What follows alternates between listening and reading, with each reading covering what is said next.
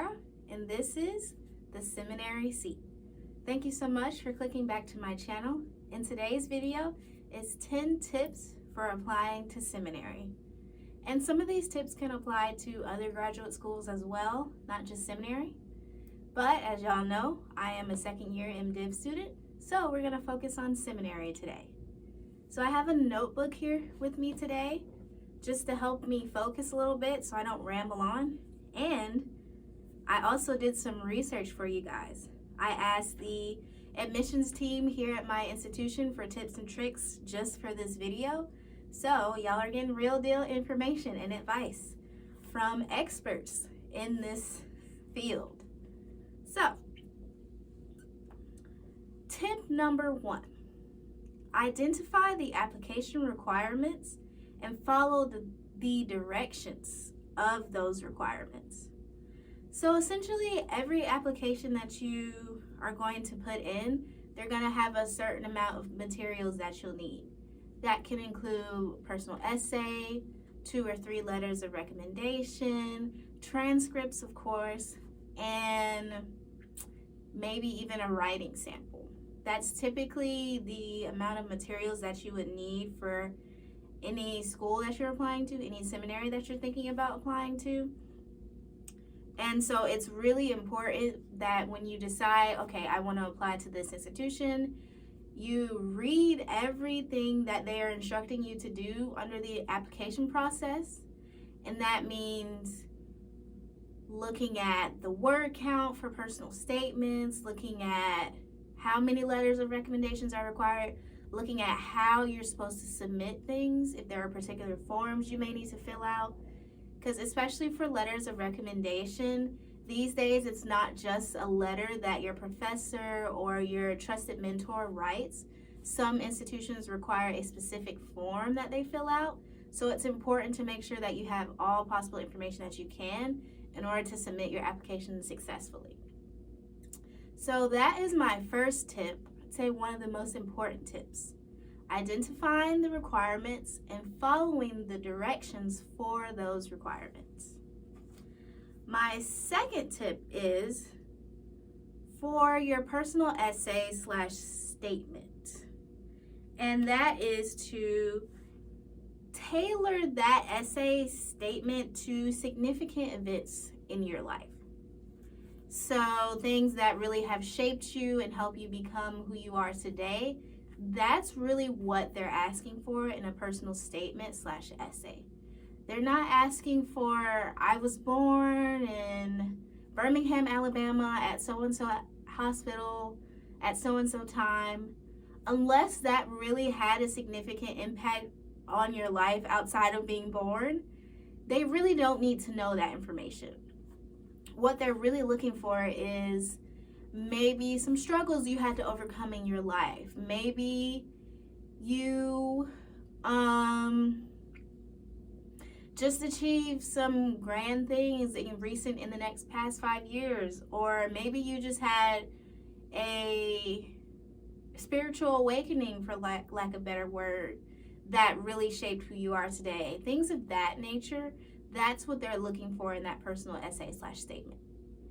And in my case, I wrote about how I discovered my current institution. So if y'all watched my previous video, which is my I've Been Called video, it talks about my call story and how I began to, sorry y'all, how I began to start this journey in seminary. How I started this journey in seminary. And essentially, I didn't know what seminary was. I wasn't going to, apply, all these things, and then God was calling me. So watch that video for more specific details, but essentially in my essay, I wrote what I had been experiencing in the past 2 years or so in my life that shaped me into applying for seminary.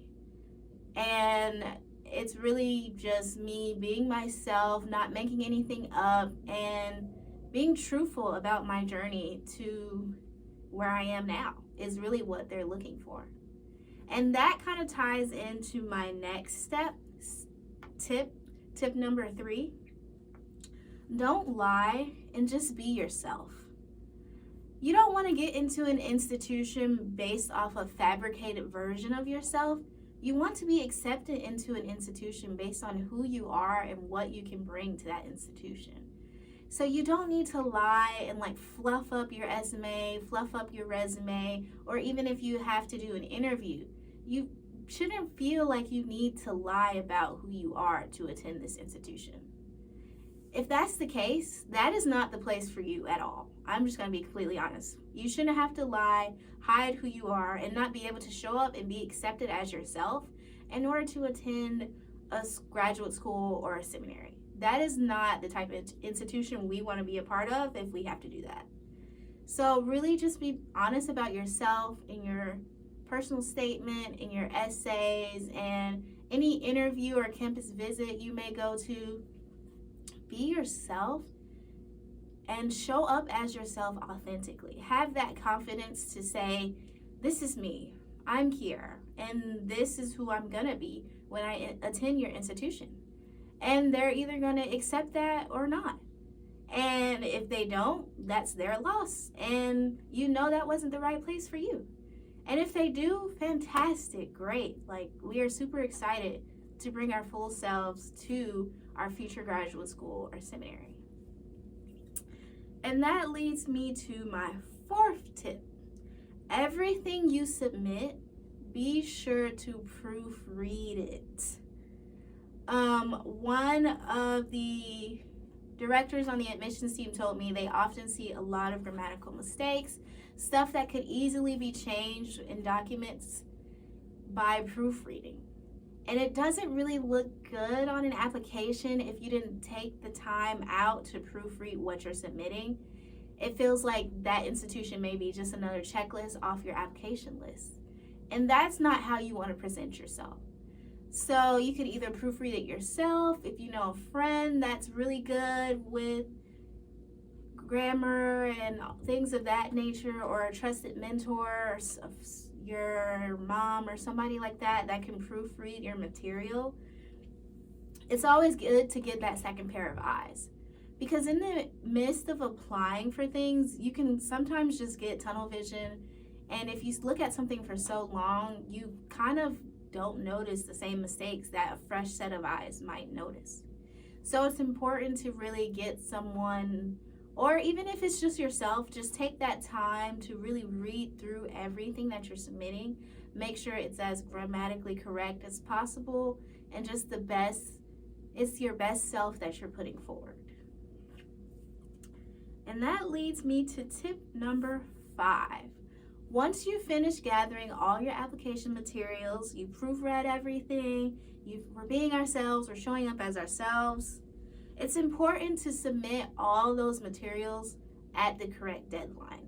So for most institutions, there's a priority deadline, and then there's a general deadline or a rolling deadline. It really depends. But the priority deadline, I would say, is the most important deadline to keep in mind, because those are the applicants that are really looked at for financial aid and scholarships and really priority admission. So if you're applying to like 5 institutions and there's like maybe 2 that you really want to go to on that list, for those applications, you want to get those in by the priority deadline. And so for some schools, that could be December, that could be January, October, whatever that day is, you need to mark that in your calendar and make sure you get it in as soon as possible. So you're one of the top considerations for your top choices, of course. And my 6th tip is to ask questions if you're unsure. If you're not sure about an application requirement or a word count or what format or priority deadline, or even if you just have general questions about the institutions, don't be afraid to ask. The admissions team at the institution you're applying to is there to help you. They want to see you succeed. They want applicants. They want people to turn and submit applications to their institution. So don't be afraid to call them up and ask politely, of course, like, hey, I was looking at the letter of recommendation. Is my professor able to submit a traditional letter, or is there a form, or could you explain to me how this works? They don't mind helping you. Their job is to make it easier for you, and they want you to succeed in finishing their application. And even if you have general questions about the school, like what are the class sizes or something like that, feel free to ask. Like, it's better to ask and then you get the correct information than to guess on your own and then you're completely lost. And that leads me to my 7th tip. Always ask if there's an application fee waiver. So when you're applying for several institutions, let's say 5, they typically require an application fee that can range from like $60 up to $100. It really depends on where you're going, but it doesn't hurt to ask them, do you all offer fee waiver codes for your applications? Don't be afraid to call them and ask them that, because 9 times out of 10, they might. The institution I'm attending currently, they offer fee waiver codes and they want people to use them. So if that's one of your questions, it's not going to be seen as, oh, they're not dedicated or anything like that. No, it's an honest question to ask. Do you all offer fee waivers for people applying to your institution? That is a completely valid question to ask. And it'll save you money on the back end as well. And who doesn't want to save money? So ask about those fee waiver codes, y'all. Okay, my 8th tip is to visit the campus you're interested in. So I know this may not be realistic for everyone. Your campus could be across the country or in a different country overall, things of that nature. But if you can, it's really best to try and visit the institution you're applying to. That way the admissions team can put a face to the name. So really your application comes to life when they have seen you, my apologies, y'all, when they have seen you in person. But also, it's not just about the admissions team seeing you, it's about you seeing the campus. You filling out what the vibe is, what the people are like firsthand, instead of what other people are telling you. So if you commit to a campus visit, you can ask all the questions I just listed in person. You can get clarification right then and there. It just makes your life and your application process much easier when you're able to visit your institution. And you're also able to kind of interview your institution in the same line. Like, you can go and talk maybe to the admissions director or someone on the team, ask them questions about the school, really engage with them instead of them just word vomiting all the information they want to give you. You kind of want to turn it into a dialogue. So it shows that you're interested, you're able to show some of your personality, you can gauge their personality, and it's really just a personal exchange that could lead to a better acceptance rate, honestly. And it's also just good to know the community you're going to be joining, and especially in advance, because stepping foot on campus can be different than talking to someone over the phone. So for example, I remember I was applying to this other institution and I went to visit, and I could just feel that the vibe was not for me. And so I only knew that because I visited. Everywhere before, I was talking to the team and everything, and everything seemed to be going well. But as soon as I stepped foot on the campus, I could just tell that this was not the place for me. And you really can only get that by visiting the campus. So if you can, try to visit the campuses you're applying to. And if not, maybe schedule a virtual visit, schedule a call with an admissions counselor to really talk with them face to face. They can still see you virtually. We have that technology now. And really just try to make things more personable in whatever way you can. And that leads me to my next tip. I jumped ahead of myself. My next tip is talk to an admissions counselor. So whether you schedule a phone call, I would recommend a Zoom call or Google Meet, some kind of call like that, so you can see them face to face. But if you're scheduling a phone call, if you're visiting them on campus, make that time to talk to an admissions counselor. The admissions counselor knows the school. They know the institution. So if you're uncertain about where you might fit, if this even is a fit for you, talking to an admissions counselor makes all the difference. They can tell you, oh, I hear your interests are this way, so maybe you want to do this degree.